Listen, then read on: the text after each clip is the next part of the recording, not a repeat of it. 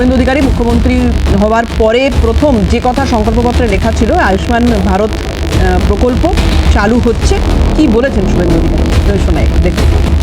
মাননীয় প্রধানমন্ত্রী নরেন্দ্র মোদীজি তিনি বলেছিলেন প্রথম ক্যাবিনেট মিটিংয়ে আমরা আয়ুষ্মান ভারতে যুক্ত হব। আমরা আয়ুষ্মান ভারতে যুক্ত হলাম এবং সংশ্লিষ্ট দপ্তর কেন্দ্রীয় স্বাস্থ্য দপ্তরের সঙ্গে প্রয়োজনীয় যে এগ্রিমেন্ট অন্যান্য যে বিষয়গুলি রয়েছে সেটা স্বাস্থ্য সচিব, মুখ্যমন্ত্রীর দপ্তরের উপদেষ্টা এবং মুখ্য সচিব মিলিতভাবে অতি দ্রুত সম্পন্ন করবেন। অর্থাৎ আজ থেকে মাননীয় প্রধানমন্ত্রীর ঘোষিত পশ্চিমবাংলার মানুষের প্রতি যে কমিটমেন্ট আজকে ভারতীয় জনতা পার্টির ক্যাবিনেট সেটা সম্পূর্ণ। এটা তো একটা খুব গুরুত্বপূর্ণ প্রকল্প, এর কথা আগেই ঘোষণা করা হয়েছিল। তবে অনেকের এরকম একটা ভয় কাজ করছিল যে নতুন সরকার এসে যে প্রকল্পগুলো চলছে, মানে এর আগের সরকারের যে প্রকল্পগুলো চলছিল সেই প্রকল্পগুলো কি বন্ধ হয়ে যাবে।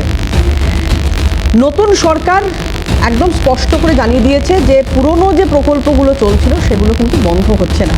অর্থাৎ যেরকম যা প্রকল্প চলছিল এর আগে, সামাজিক যে প্রকল্পগুলো চলছিল পূর্বতন সরকারের, সেগুলোই রাজ্যবাসী পাচ্ছেন। এবার তার সঙ্গে আর কি অ্যাড হচ্ছে সেটা ধীরে ধীরে সামনে আসবে। একটু শোনাই আপনাদের কি বলেছেন শুভেন্দু অধিকারী। কোনো চালু থাকা সামাজিক প্রকল্প বন্ধ হচ্ছে না। এটা আমরা আমাদের কর্মসূচি মানে প্রচারকালীনও বলেছি।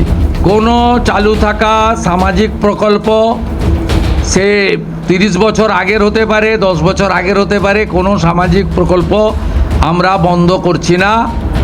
আমরা পেপারলেস অফিসও করব, আমরা সমস্ত পোর্টালগুলোকে আপডেটও করব এবং সমস্ত বেনিফিশিয়ারি ডিবিটির মাধ্যমে, যেটা নরেন্দ্র মোদীজির নেতৃত্বে দেশের সরকার করেছে, ডাইরেক্ট বেনিফিট ট্রান্সফারের মাধ্যমে হবে এবং সবটাই স্বচ্ছতার সঙ্গে হবে।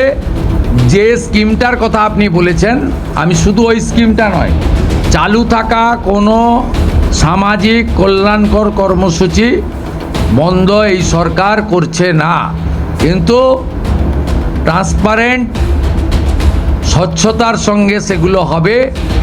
কোনো মৃত ব্যক্তি তিনি কোনো সামাজিক প্রকল্পের সুযোগ পেতে পারেন না। কোনো কিছু কনফিউশন হয়তো সাধারণ মানুষের মধ্যে থাকতে পারে, যেমন আয়ুষ্মান ভারত নিয়ে কিছুক্ষণ আগে দীপঙ্করদা যে কথা বলছিলেন, আমি দীপঙ্করদার কাছে আরেকবার আসবো। দাদা, এই আয়ুষ্মান ভারত প্রকল্প সেটাও চালু হচ্ছে, স্বাস্থ্যসাথী নিয়ে অনেকের একটা ভয় এখনও কাজ করছে যে যেটা পাচ্ছিলাম সেটা কি পাবো, নাকি আয়ুষ্মান ভারতেই এবার আমাদের ট্রান্সফার করতে হবে, সেক্ষেত্রে কী কী প্রয়োজন ইত্যাদি ইত্যাদি একটু যদি ক্লিয়ার করেন বিষয়টা।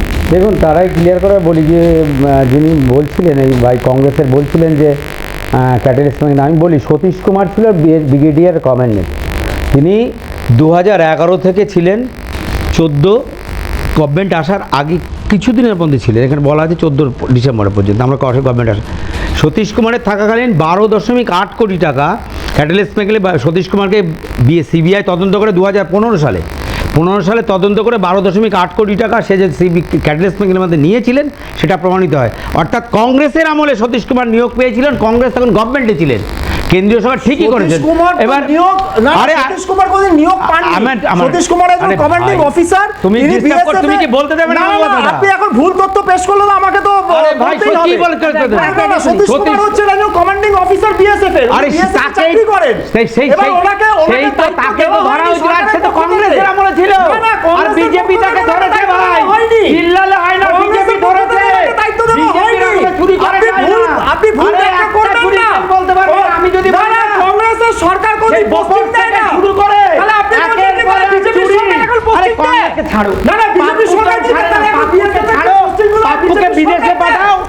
আচ্ছা একটু একে একে শুনি আচ্ছা একে একে শুনি প্লিজ আচ্ছা একটু শুনি একে একে শুনি। জয়ন্তদা আসবো বিজেপি সরকারকে বিজেপি জয়ন্তদা আসবো। দাদা প্লিজ আসবো, একটু শুনে নি একে একে আমি তো বললাম আমি মানবো না। জিরো থেকে আচ্ছা আপনি আগে কনফার্ম করুন।